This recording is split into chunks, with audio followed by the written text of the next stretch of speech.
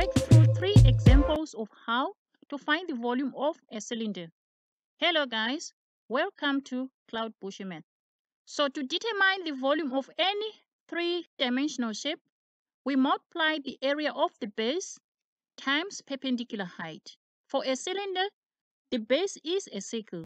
So the volume of a cylinder is given by the area of a circle, which is pi r squared, times height, that is pi r squared h.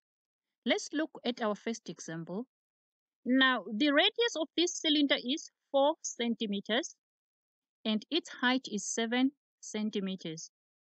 That means the volume of this cylinder is equal to pi times radius, which is 4 centimeters squared, times height, which is 7 centimeters. 4 squared is 4 times 4, that is 16 centimeters squared. We will take pi to be 3.14. So we have 3.14 times 16 centimeters squared times 7 centimeters. Punching this into a calculator, 3.14 times 16 times 7, we get 351.68 cubic centimeters. So the volume of the first cylinder is 351.68 cubic centimeters. Our second example, we want to find the volume of a cylinder whose diameter is 6 inches. The height is 10 inches. The volume of a cylinder is given by pi r squared h. That is pi times radius squared times height. We are given that the diameter of this circle is 6 inches. So r must be half of 6, that is 3 inches. The height is 10 inches. So we have volume is equal to pi times radius squared times height. But 3 squared means 3 times 3, which is 9 square inches. That means the volume is equal to pi times 9 times 10 cubic inches.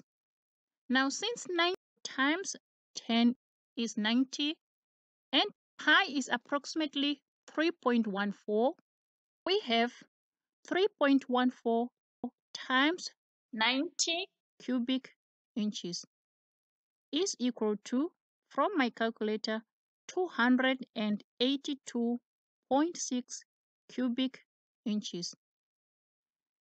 In our third example and the last example, the radius of the cylinder is given as 2.5 meters. The height is 24 meters. We want to find the volume of a cylinder which is kind of slipping. That does not change in any way the volume or capacity of the cylinder. We know that the volume of a cylinder is given by pi r squared h. That means the volume of this cylinder is pi times 2.5 squared times 24 meters.